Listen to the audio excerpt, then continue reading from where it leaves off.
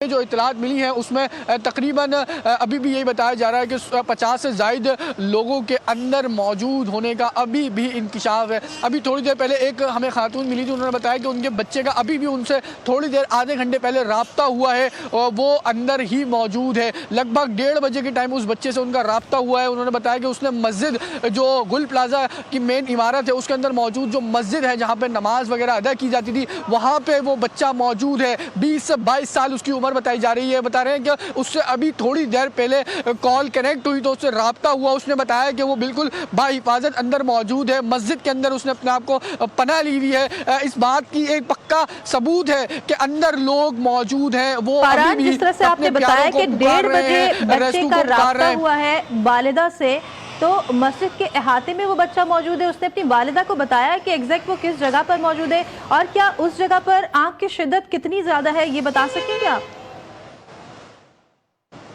जी बिल्कुल, मस्जिद जो वो बिल्कुल मेन गुल प्लाजा के बीच में जो वो वाक़या थी जहाँ पे उस बच्चे से राब्ता हुआ, उसने यही बताया कि मैं इस वक्त मस्जिद के अहाते के अंदर मौजूद हूँ। आग की शिद्दत जो वो बहुत ज़्यादा है, जबकि धुआं भी बहुत ज़्यादा है। थोड़ी देर कबल पहले ही उससे राब्ता हुआ, उससे बमुश्किल जो उनकी वालदा थी उन्होंने बताया कि मुझसे सिर्फ और सिर्फ 10 से 15 सेकेंड की उससे बात हुई है। उसने बताया कि मैं इस वक्त मस्जिद के अहाते के अंदर मौजूद हूँ, मुझे बचाएँ, मुझे निकालें। और इतना धुआं था और इतनी आतिशबाजी भी है। उसने तमाम तर सूरत बताई कि कॉल जो वो डिस्कनेक्ट हो गई। वो प्यारे अभी भी यहाँ खड़े हुए रो रहे हैं, अपने प्यारों को याद कर रहे हैं। जबकि एक और फैमिली से हमने बात की, उनका कहना था कि हम शॉपिंग के लिए यहाँ गुल प्लाजा आए थे और हमारे चंद जो अहबाब हैं वो अंदर ही रह गए हैं, जिसमें से एक की डेड बॉडी तो हमें मिल गई है जिसकी हमने तदफीन भी कर दी है, लेकिन अभी एक और की अभी अंदर मौजूदगी है, वो अभी हमें ताहाल नहीं मिला है। ना ही वो अस्पतालों के अंदर मौजूद है, ना ही यहाँ से किसी को लेके जाया जा सका है। जबकि अब से कुछ देर कबल अभी की मैं आपको बात बताऊं तो